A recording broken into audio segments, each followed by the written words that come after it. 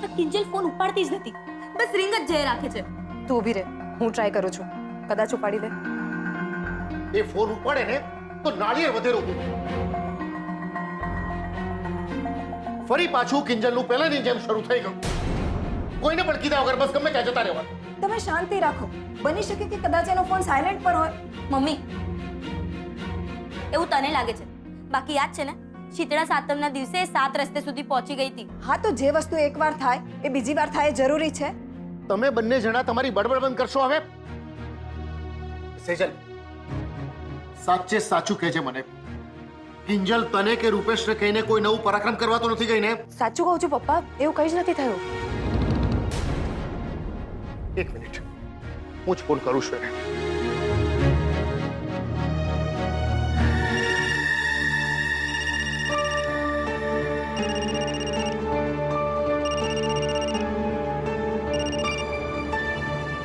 હા સાહેબ બોલો.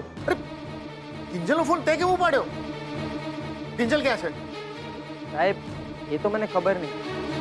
કિંજલબેને મને કહ્યું કે દુકાનનું પાટિયું લગાવવાનું છે, એ માટે થોડી વ્યવસ્થા કર, એટલે હું બજાર માટે નીકળી ગયો. અને જ્યારે પાછો આવ્યો ત્યારે કિંજલબેન દુકાને નહોતા અને આ ફોન ગલ્લા પાસે પડ્યો. હજુ તો હું કંઈ સમજુ એ પહેલા તમારો ફોન આવી ગયો. લાપરવાહીની પણ હદ હોય છે.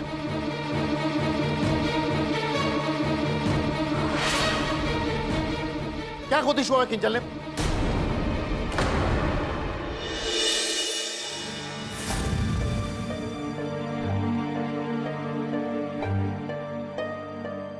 ઓ પદ્મારાણી, હા, કયા વિચારોમાં ખોવાય છે તું? પૂછીશ તો સાચો જવાબ આપશો? સમજી ગયો. તો એમ જ વિચારે છે ને કે આ રૂપેશ અને સેજલના લગ્નની મેં આટલી બધી ઉતાવળ શું કામ કરી? કે પછી આમાં પણ મારી કોઈક બીજી નવી ચાલ છે?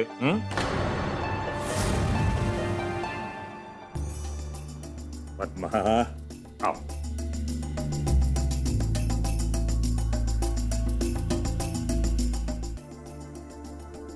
સાચું કહું ને તો એ વાતથી હું ખૂબ જ નિરાશ થયો છું. જો હું જાણું છું કે હું કોઈક વાર બહુ આકરો થઈ જાઉં છું, ભાઈ મારો સ્વભાવ જ એવો છે, પણ જ્યારે આપણા પરિવારની વાત આવે છે તો પીગળી પણ જાઉં છું ને. ને તો તું જ વિચાર કર ને, એક ચા વાળાની દીકરીને આપણા ઘરની વહુ બનાવવા માટે હું તૈયાર થાઉં? અરે આખે આખો બંગલો એના નામ પર કરી દઉં? નહીં ને. તને ખબર છે પદ્મા, મેં મોહનભાઈને ત્યાં સુધી કહી રાખ્યું છે કે તમારે જે રીતના સાદાઈથી લગ્ન કરવા હોય તો કરો, અમને જરાય વાંધો નથી, પણ સેજલ દીકરીને અમારી વહુ તરીકે જલ્દી અમને સોંપી દો. સાચે? ખાતરી નથી થતી? એક કામ કર, મોહનભાઈને ફોન કરીને પૂછીને ખાતરી કરી લે. તો પદ્મા, મેં તો મારી તરફથી બધી તૈયારી કરી લીધી છે. હવે મેદાનમાં ઉતરવાનો વારો તમારો છે મેડમ. એટલે મીરાબેન સાથે બધી લગ્નની ડીલની વાત હું થોડો કરી શકવાનો છું? એ તો તારે જ કરવી પડશે ને. લગ્નની તૈયારીઓ, શોપિંગ, ઘરેણાની ખરીદી, એ બધું તો તારે જ કરવું પડશે ને. એટલે ડિપેન્ડ તને સાસુ બનવાનો કેટલો અભરખો છે એના પર છે. હા, તમે જરાય ચિંતા નહીં કરો, મીરાબેન સાથે હું વાત કરી લઈશ.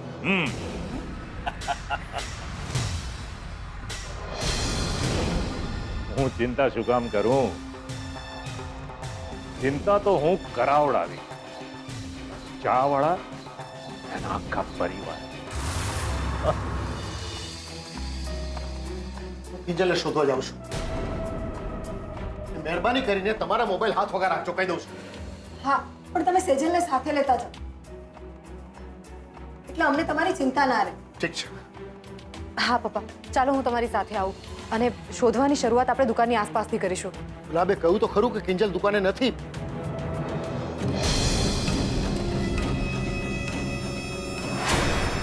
કિંજલ!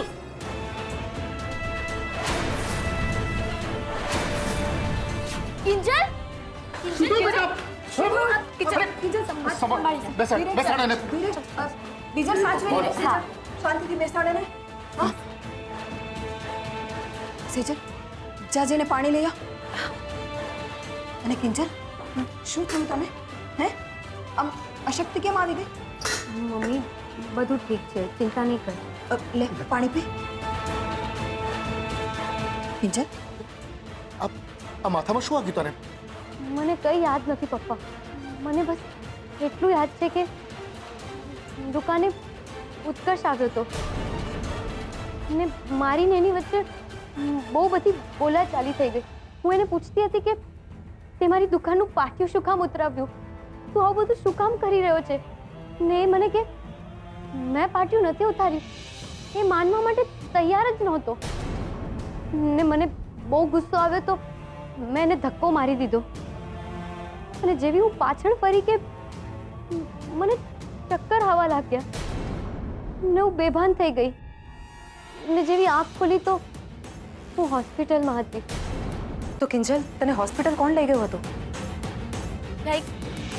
ઉત્કર્ષ તો તને પ્લીઝ બીજલ, ઉત્કર્ષનું નામ લેવાની કોઈ જરૂર નથી. નીરવે તો આપણને એની સારપ સાબિત કરીને બતાવી દીધી છે, પણ આ ઉત્કર્ષ એણે સાબિત કરીને બતાવ્યું કે એ પોતાની માણસાઈ ગુમાવીને બેઠો છે. જ્યારે કિંજલે પપ્પાને કહ્યા વગર કોન્ટ્રાક્ટ સાઇન કર્યો હતો ને, ત્યારે એણે સામેથી મને ફોન કરીને કહ્યું હતું, સેજલ ભાભી કિંજલે કોન્ટ્રાક્ટ સાઇન કરી લીધો છે. તો આજે ફોન કરીને નહોતો કહી શકતો કે કિંજલ બેભાન થઈ ગઈ છે અને પાછો પ્રેમનો દાવો કરતો ફરે છે. કપાળ મારું. બસ બંધ કરશો હવે આ બધું. બીજલ કિંજલને રૂમમાં લઈ જા. ચલ. ધીરે હા બેટા.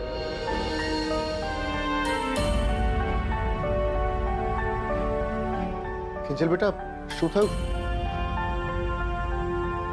પપ્પા હમણાં થોડા દિવસ પહેલા મારો એક્સિડન્ટ થયો ને હું હોસ્પિટલમાં હતી ત્યારે શું મને નાકમાંથી લોહી નીકળ્યું હતું?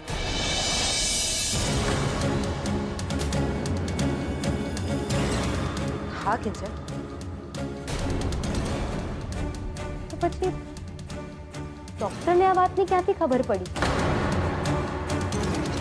ડૉક્ટરને તો હું પહેલી વાર મળી છું, તો પછી ડૉક્ટરને કોણે કહ્યું હશે?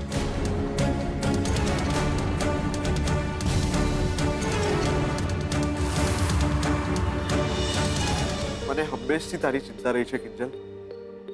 પછી ભલે ને તું એમ સમજતી કે હોસ્પિટલમાં હું જ તને મારવા આવેલો, પણ મને એમ કે પોતાના જ હાથે કોઈ પોતાની જિંદગીનું ગળું દબાવી શકે ખરું? નહીં ને? તો બસ એટલામાં જ સમજી જજે.